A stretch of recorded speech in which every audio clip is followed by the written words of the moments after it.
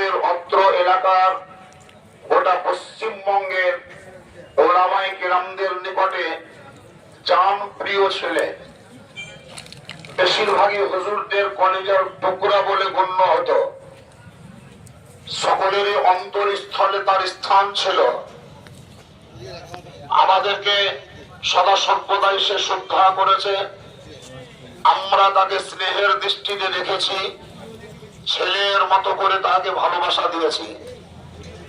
আজকে জাকির হোসেন, কেউ বলবে জাকির হোসেন মারা গেল, কেউ বলবে চন্দনবাটির লোক হয়তো বলবে আমাদের গ্রামের একটি ছেলে মারা গেল, তার বাপ হয়তো বলবে যে আমার ছেলে চলে গেল, তার স্ত্রী হয়তো বলবে আমার স্বামী চলে গেল, তার ছেলে হয়তো বলবে আমার বাপ চলে গেল, পশ্চিমবঙ্গের লোক বলবে একজন ভালো বক্তা চলে গেল, মাদ্রাসা শিক্ষকরা বলবে খুব খুশ মেজাজের একটা ছাত্র চলে গেল।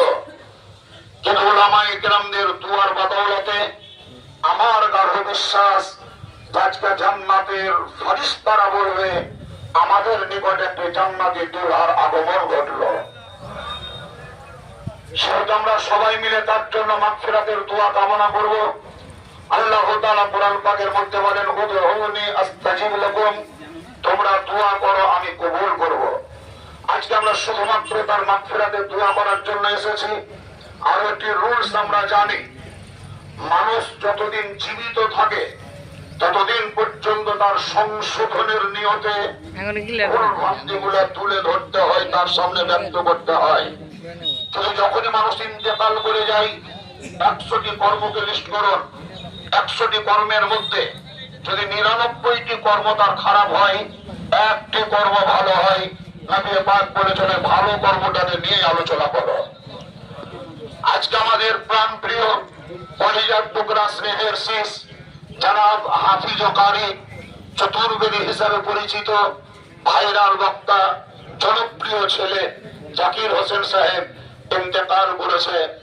আমি বলবো মানুষের চলার মধ্যে ভুল ভ্রান্তি থাকতেই পারে বা থাকাটাই স্বাভাবিক, কিন্তু যে সমস্ত কাজগুলো করে গিয়েছে তার মধ্যে হাজারো কাজ এমন করেছে যেগুলো আল্লাহকে সন্তুষ্ট করার জন্য, নবী মুস্তাফাকে সন্তুষ্ট করার জন্য। সেই দিকে আমরা দৃষ্টিপাত করে আমরা তার সকলের মঙ্গল কামনা করব।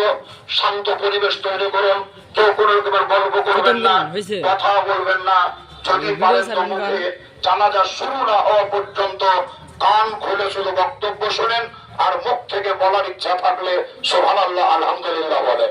আসসালামু আলাইকুম।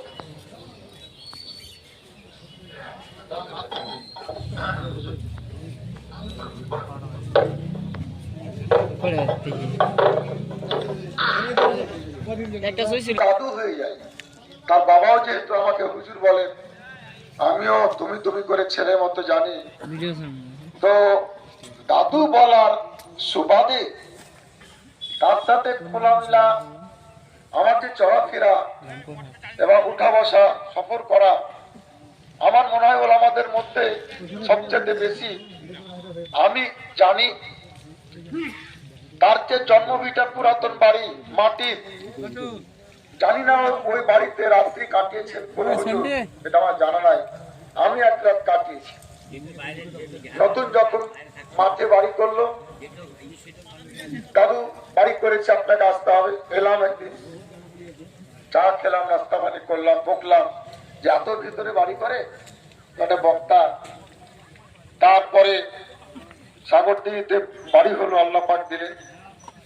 তো আজকের যুগে মাদ্রাসার নাম শুনলেই সবাই না, সবাই বললে ভুল হবে, কিছু কিছু মুসলমান একটু ভুল কুঞ্চিত করেন, মাওলানা সাহেব করবো, হাফেজ সাহেব করবো, কারি সাহেব করবো বললে তখন একটা মনটা যেন কেমন হয়ে যায়, খারাপ হয়ে যায়।